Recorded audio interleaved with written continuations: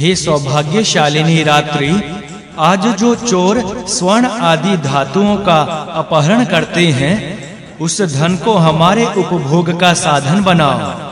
इससे शत्रु द्वारा छीने गए हमारे घोड़े हाथी भी हमें प्राप्त हो जाएं।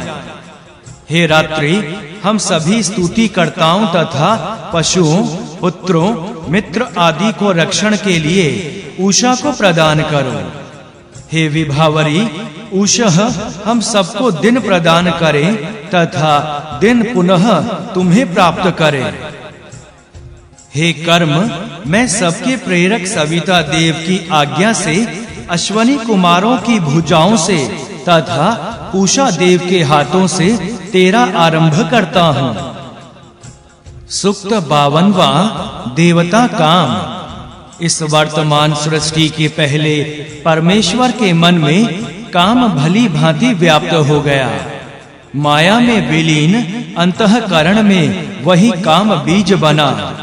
हे काम, सारे संसार का निर्माण करने के लिए उत्पन्न किए गए तुम महान परमेश्वर के द्वारा समान कारण बने।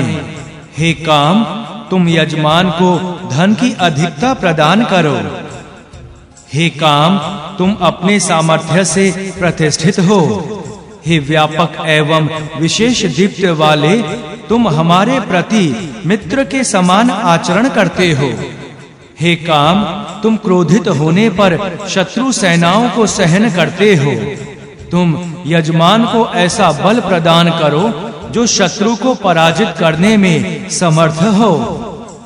अति दुर्लभ फल की इच्छा करने वाले मुझको सभी ओर से रक्षा करने के लिए तथा अनिष्ट के निवारण के लिए सभी दिशाएं काम के सहयोग से सुख उत्पन्न करें।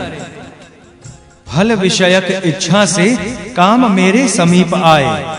ब्राह्मणों का फल प्राप्त करने वाला मन भी मुझे प्राप्त हो। हे काम, जिस फल की इच्छा करते हुए हम तेरे लिए हवि प्रदान करते हैं, उस हवि का तुम भक्षण करो। यह हवि तुम्हें भली भांति प्राप्त हो। हमने जो कामना की है, यह सभी प्रकार से पूर्ण हो। सूक्त 53वां देवता काल। 7 किरणों अथवा रस्सियों वाला, 1000 नेत्रों वाला, वृद्धा अवस्था रहित तथा अत्यधिक वीर्य से युक्त काल रूपी घोड़ा रथ को खींचता है। सभी लोग उसके चक्र अर्थात पहिए हैं। विद्वान पुरुष उस रथ पर सवार होते हैं। यह काल रूप परमात्मा क्रम से पहियों के समान 7 ऋतुओं को धारण करता है। इस संवत्सर रूप काल की 7 नाभियां हैं और इसके अक्ष अर्थात अरे नष्ट ना होने वाले हैं। वह संवत्सर रूप काल उन 7 भुवनों तथा इनमें रहने वाले प्राणियों को व्यक्त करता हुआ सबसे पहले उत्पन्न एवं दिव्य है। यह ब्रह्मांड रूप भरा हुआ कुंभ अर्थात घड़ा संवत्सर रूपी काल पर रखा हुआ है। संत अर्थात ज्ञानी पुरुष उस काल के दिवस, रात्रि आदि अनेक रूपों को देखते हैं। यह काल रूप परमात्मा सभी उपस्थित प्राणियों के सामने प्रकट होता है तथा उन्हें अपने में मिला लेता है। इस काल को आकाश के साथ निर्लेप कहा जाता है। वही काल सब भुवनों को उत्पन्न करता है। वही काल सब भुवनों में व्याप्त होता है। वही काल इन भुवनों को उत्पन्न करने वाला पिता होता हुआ पुत्र भी होता है। उस काल के अतिरिक्त कोई भी तेज महान नहीं है। काल रूप परमात्मा ने इस धुलोक अर्थात स्वर्ग को जन्म दिया। काल ने उन पृथ्वियों को उत्पन्न किया। काल में ही यह भूत, भविष्य एवं वर्तमान विश्व चेष्टा करता है। काल ने भवनों वाले संसार को उत्पन्न किया है। काल की प्रेरणा से ही सूर्य संसार को प्रकाशित करता है। सभी प्राणी काल में ही वर्तमान रहते हैं। चक्षु आदि इंद्रियां अपना काम करती हैं। काल में मन, प्राण तथा नाम व्याप्त है। ये सब प्रजाएं वसंत आदि रूप काल के कारण प्रसन्न रहती हैं। काल में तप, काल में संसार का कारण हिरण्य गर्भ व्याप्त है। काल में ही अंगों सहित वेद व्याप्त था। काल ही सबका स्वामी है। काल ही प्रजाओं का ईश्वर और पिता था। काल ने इस संसार को बनाने की इच्छा की। काल से उत्पन्न जगत काल में ही प्रतिष्ठित हुआ। काल ही बल बनकर परमेष्ठी ब्रह्म को धारण करता है। काल ने प्रजाओं को उत्पन्न किया। काल ने सृष्टि के आरंभ में प्रजापति को उत्पन्न किया। काल से ही स्वयंभू भगवान ब्रह्मा और कश्यप ऋषि उत्पन्न हुए। तेज भी काल से ही उत्पन्न हुआ है। सूक्त 54वां देवता काल। काल से जलों की उत्पत्ति हुई। काल से ब्रह्म अर्थात यज्ञ आदि कर्म, चांद्रायण आदि तप तथा पूर्व आदि दिशाएं उत्पन्न हुई।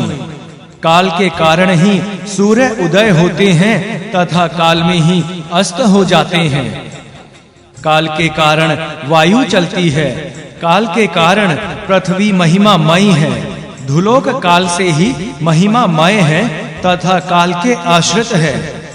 पहले काल से भूत, भविष्य, पुत्र तथा ऋचाएं उत्पन्न हुई। काल से ही यजुर्वेद का जन्म हुआ। काल ने यज्ञों को देवताओं के भाग के रूप में प्रकट किया। काल में गंधर्व, अप्सराएं एवं सब लोग प्रतिष्ठित हैं। ये अंगिरा देव और अथर्वा ऋषि अधिष्ठित हैं।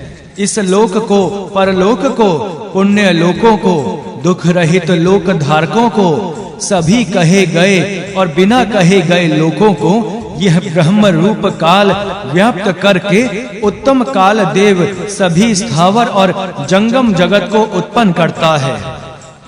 सूक्त 55वां देवता अग्नि। हे अग्नि देव, तुम यज्ञ के साधन के रूप में गहरे पत्ते आदि यज्ञशालाओं में वर्तमान हो।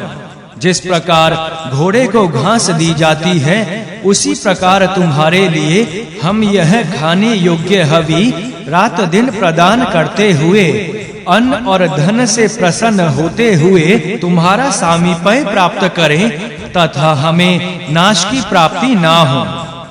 हे निवास करने वाले अग्निदेव, तुम्हारी तथा अन्य देवों की जो कृपामयी बुद्धि है, अपनी इस बुद्धि से हमारी रक्षा करो। धन और अन्न से प्रसन्न होते हुए हम तुम्हारा सामीप्य प्राप्त करें और हम नाश को प्राप्त ना हो। गृहपति द्वारा आधान की गई अग्नि सायं और प्रातः तथा सभी कालों में सुख को देने वाली हो। हे अग्नि, तुम सभी प्रकार के धनों को देने वाली बनो। तुम्हें हवि के द्वारा प्रदीप्त करते हुए हम पुत्र, मित्र आदि सभी के शरीरों को पुष्ट करें। हे गृहपति द्वारा आधान की गई अग्नि, तुम सायं और प्रातः हमें सुख देने वाली बनो। हे धन प्रदान करने वाली अग्नि, तुम वृद्धि प्रदान करो। हम तुम्हें हवि द्वारा दीप्त करते हुए 100 वर्ष तक जीवित रहें। बटलोई के निचले भाग में जले हुए भोजन को प्राप्त करने वाला मैं ना बनूं। तात्पर्य यह है कि मैं अधिक भोजन प्राप्त करूं। अन्न प्रदान करने वाले अग्नि और अन्न के स्वामी रुद्र के लिए नमस्कार है। हे सभा के योग्य अग्नि, तुम मेरी सभा अर्थात पुत्र, मित्र, पशु आदि के समूह की रक्षा करो, जो उस समूह में स्थित रहने वाले हैं। हे अग्निदेव, उनकी रक्षा करो। हे बहुतों के द्वारा आह्वान किए गए इंद्र और ऐश्वर्य वाले अग्निदेव, तुम हमें संपूर्ण अन्न और जीवन प्राप्त कराओ। बंधे हुए घोड़ों को जिस प्रकार घास प्राप्त कराई जाती है, उसी प्रकार तुम्हें प्रतिदिन हवि प्रदान करते हुए हम पूर्ण आयु प्राप्त करें। सूक्त 56वां देवता दुःस्वप्न नाशन। हे बुरे स्वप्न के अभिमानी क्रूर पिशाच, तू यमलोक से धरती पर आया है। तू निर्भय होकर स्त्रियों और पुरुषों के समीप पहुंच जाता है। शरीरधारियों की आयु की वृद्धि और हानि जानता हुआ तू प्राण के आत्मीय स्थान हृदय में स्वपन के कष्ट का निर्माण करता हुआ सहायकहीन रथ के द्वारा यमलोक प्राप्त कराता है।